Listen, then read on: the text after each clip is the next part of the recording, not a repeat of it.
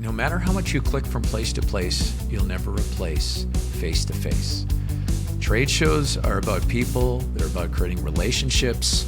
That's where sales comes from. AI has not replaced that part yet.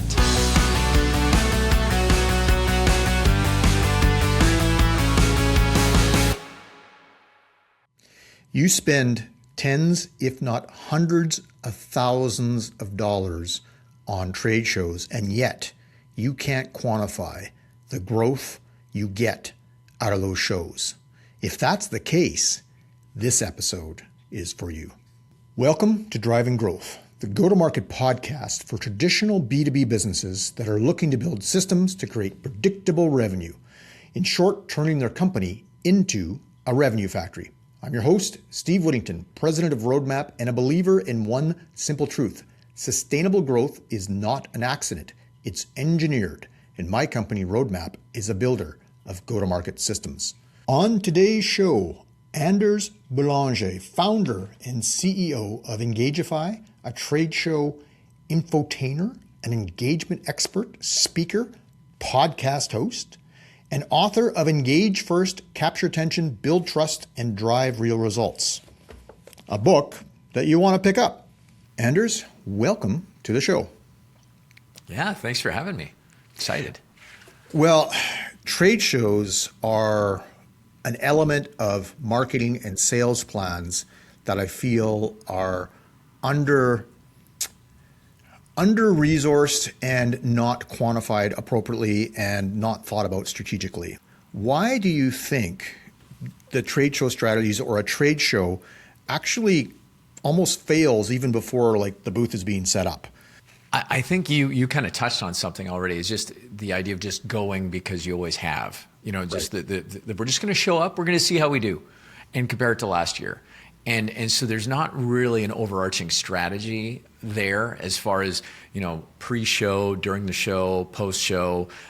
The goals and objectives aren't very clear. The measurements are just basically the scan leads, maybe booked meetings, but I think some companies aren't even at that level of sophistication. Right.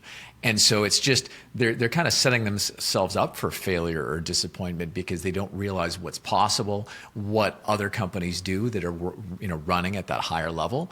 And so really there's a lot of things to look at and strategy in behind that most just kind of, again, it's kind of we have a trade show triangle, which is one of our models. And the lowest level is called the booth buyer because they buy a booth, they set it up, and that's what they do. They build it and they will come. That's what they believe. That's the myth. Right. Yeah. And so and they sit back, they're passive. They're just, waiting for people to show up. And so they realize they need to be more active than that. The next level up is what we call the exhibitor, which is a commoditized term, but 60% of exhibitors fall in that. They're a little bit more active, a little bit better leads, a little more differentiation. They're still below this train and track line, meaning they don't train their booth staff, they don't invest in their people. Right.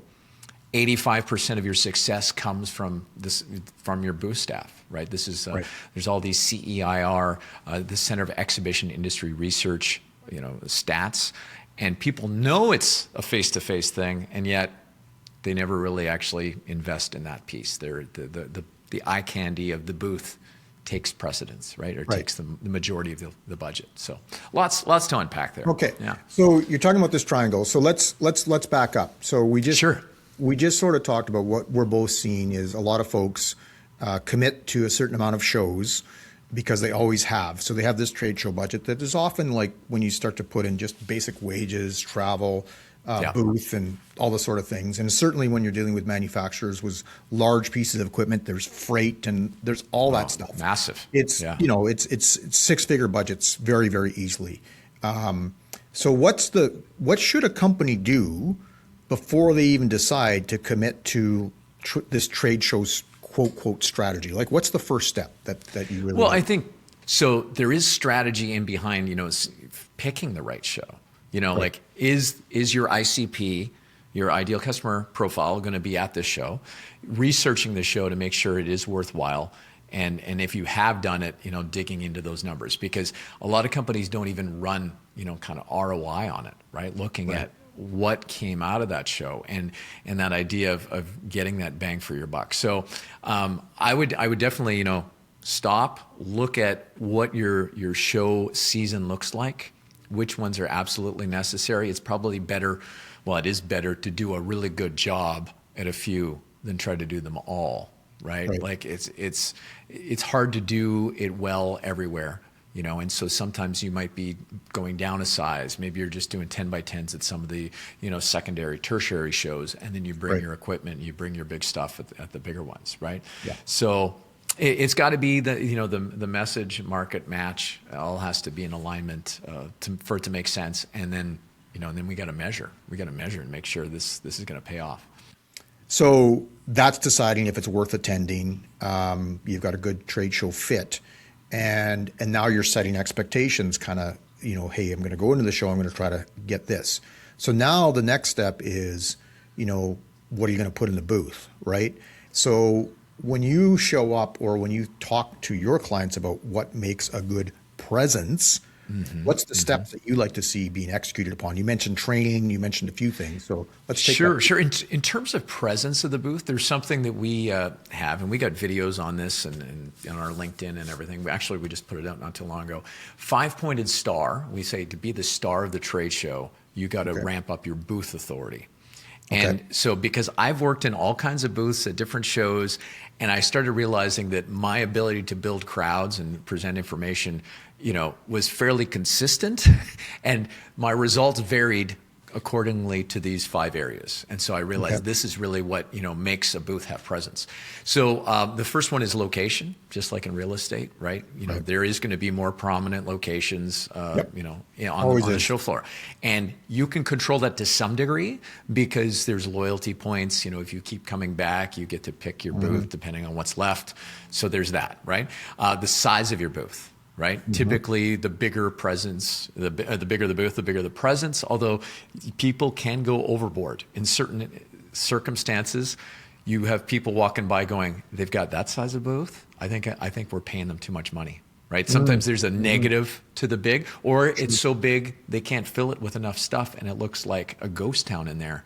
You know, there's not enough energy in it. So there is a sweet spot with that. And then there's design. Okay, which, I mean, we could talk about design and have someone on who designs exhibits and could go on and on about this. But for me, the mistakes I see is it's so closed off. People have trouble getting in. Or the things you really want them to engage with are in the center of the booth and they have to walk through half of the booth to get there, right? Employ the path of least resistance. Make it easy for people, you know, to participate, okay? And really take advantage of what we call the critical corner.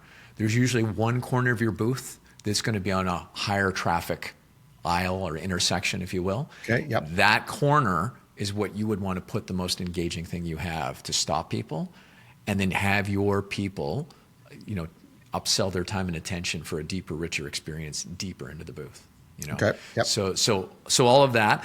So we got location, size, design, then production value. You know, maybe it's lighting, maybe it's AV, maybe it's staging. How do you create, frame out what you have as important, right? And when you do that and you showcase it, it does bring it more attention. And then the last star of the 5-pointed stars to make your booth the star is your reputation. Now, that's a long-term control kind of thing. You can't just turn that on or off.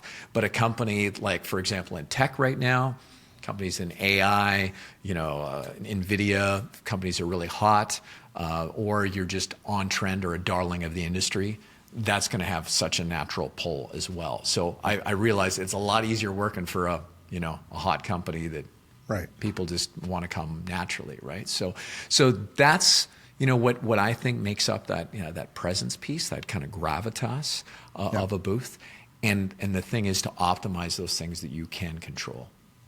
So, there is a lot of stuff that goes into that. Like try to get the best location, try to design for the flow of folks, so you can get engagement on what you think is the most engaging piece, and then you talk about design and profiling, and the last one, reputation. Like you have to continue to, sometimes being at the show is part of building your reputation. But yeah, those are really great points for everybody to think through as they're actually designing their booth. But the next piece is the fact that you're at these places where there's a whole bunch of ideal client profiles, a whole bunch of people. So how important is the people part of the booth?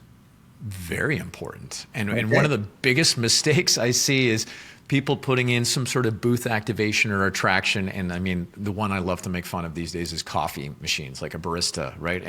And some of these shows, we did a show a while back, $16,000 a day to have a barista in, like the sponsorship for that. Wow. Like, so insane, investment. And what are you doing? You're basically giving coffee out to fellow exhibitors most of the time, right? And yeah, it might make a line, but then the downfall that I see is that the booth staff never go and engage with the. It's just a coffee giveaway, right? It's like you're spending this money, so that human piece has to be there, and they have to be aware. They have to be head up, ready to interact. And often we see lots of different no-nos or booth issues where people are clustering and they got their backs to the aisle and they're just visiting amongst themselves. They're on their phones, their heads down. You could have a whale of a prospect walk by and they would never see it. And one of the things I do, and if you ever follow me on LinkedIn, I'll post some of these pictures of these things happening. And the people never even know I took the picture because, like there'll be two or three of them with their head down, right? So, those bad habits, trying to train that out of people, and get it through their skulls that, we have to be here for the people. There's kind of two sides of it when we look at the trade show trainings that we do, Steve, is that one, the basic is let's not deter incoming engagement, right? Like let's not ignore the people who want to be helped, okay, and are being overlooked because you're not ready to receive them.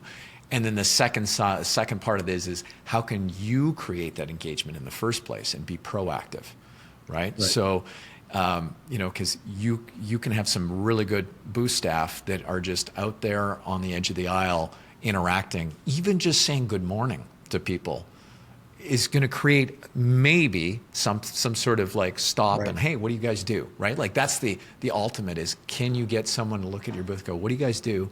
And that is the invitation to your elevator pitch to start to connect with them.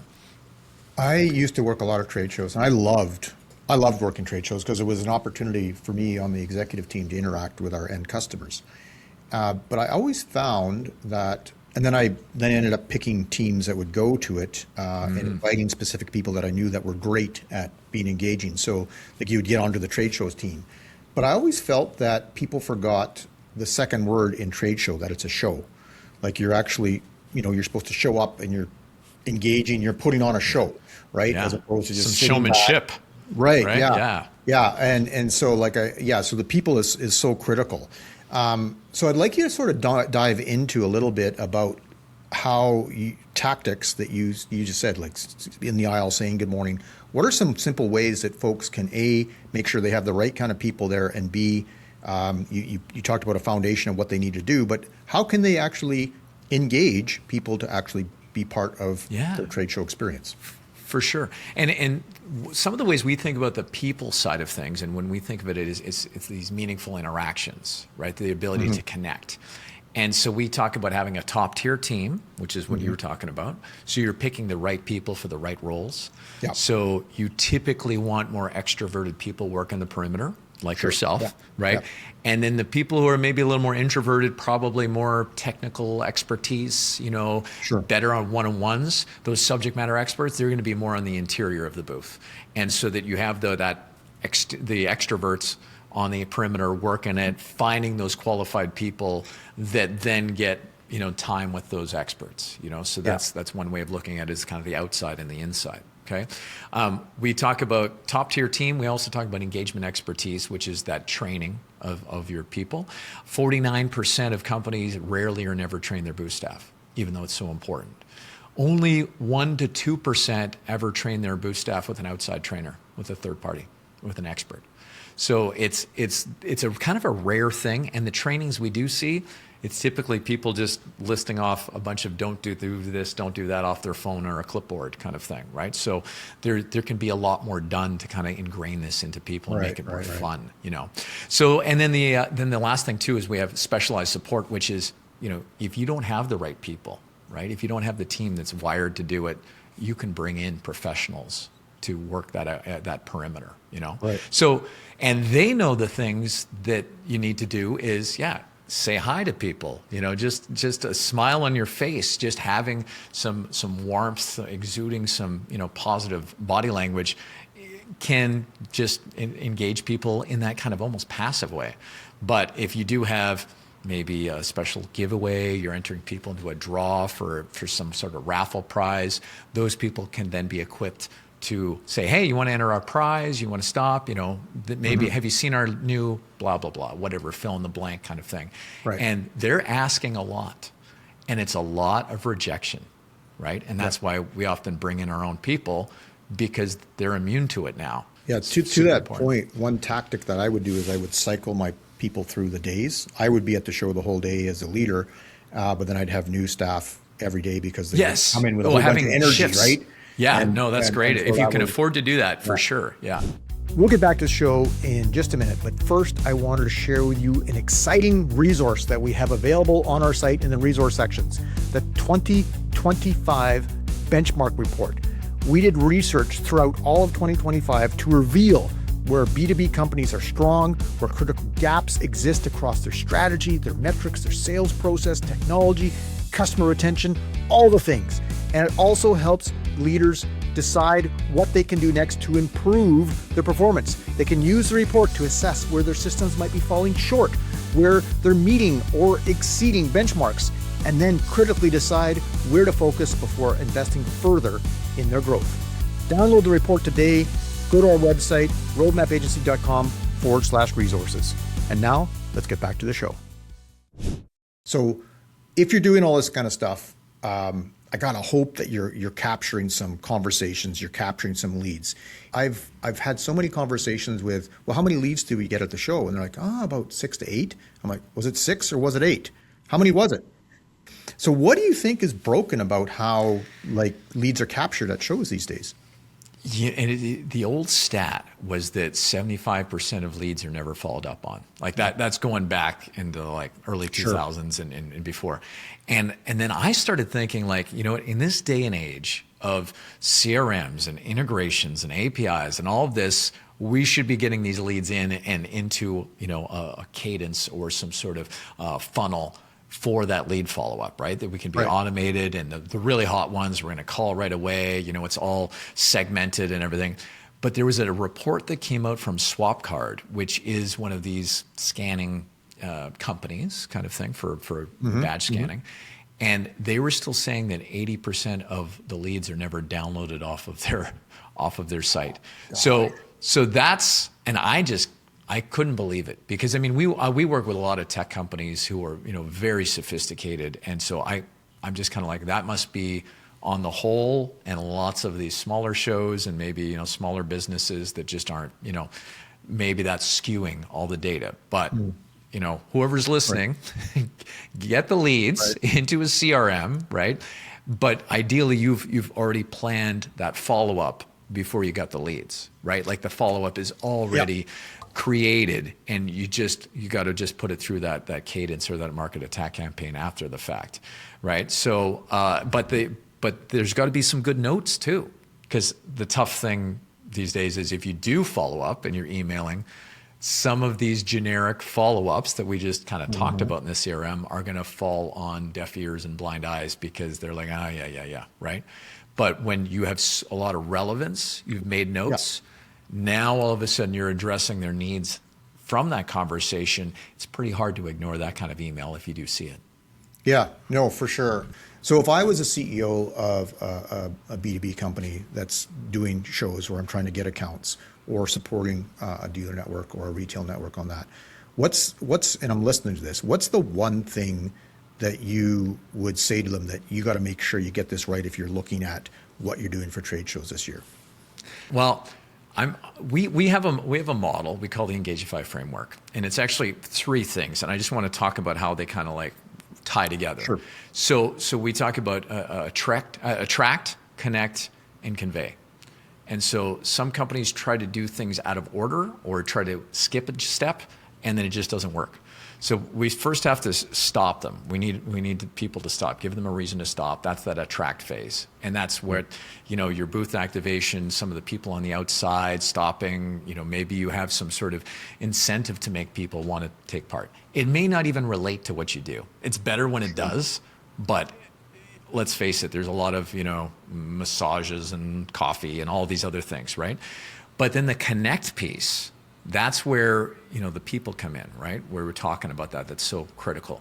I feel like that, connecting people and interacting in a way that you're creating meaningful interactions so that you basically earn the right to pitch, right? Sometimes we skip that kind of, time to build rapport or just make people feel welcome in the booth.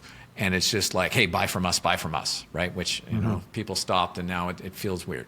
So if you have that piece, you go to the last piece, which is convey. We gave them a reason to stop, give them a reason to listen, which is that connect.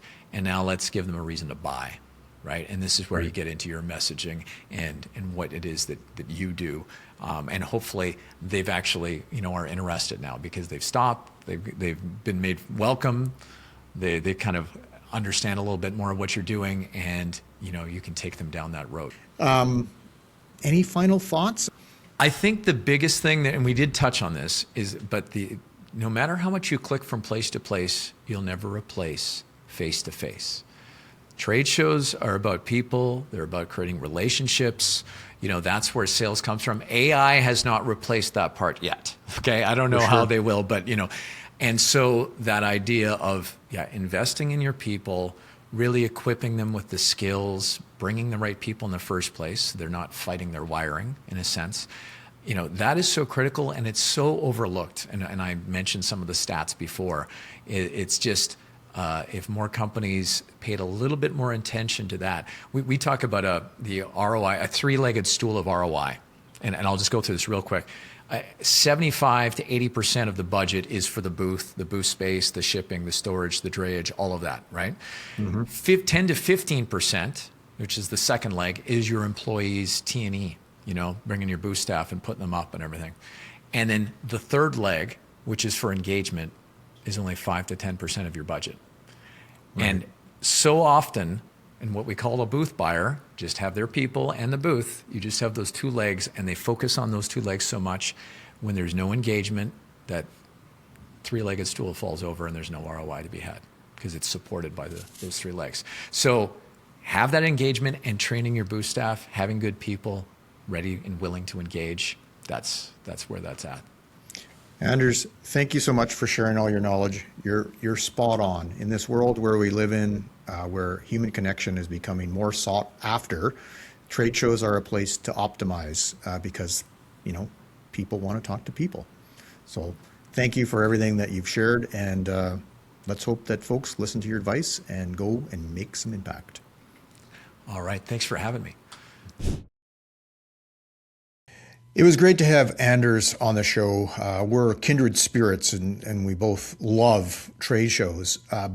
But I believe there is an unfortunate pattern amongst a lot of organizations that they don't take the time to organize and optimize their investment.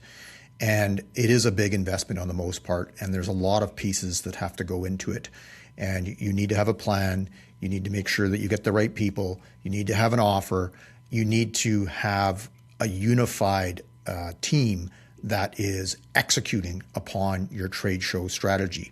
And then, of course, it has to be all tied into your overall go-to-market system so that you can justify and track ROI in order to make that investment to optimize down the road.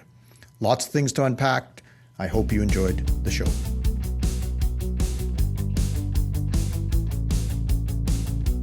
If you like what you heard, go to roadmapagency.com/podcast and download the Revenue Factory Toolkit, in which you'll receive the mathematical models and framework for building your go-to-market system. Also, subscribe to the show wherever you get your podcasts, with new episodes dropping on the first and the third Wednesday of every month. I'm Steve Whittington. Thanks for listening. Keep building your revenue factory one brick at a time.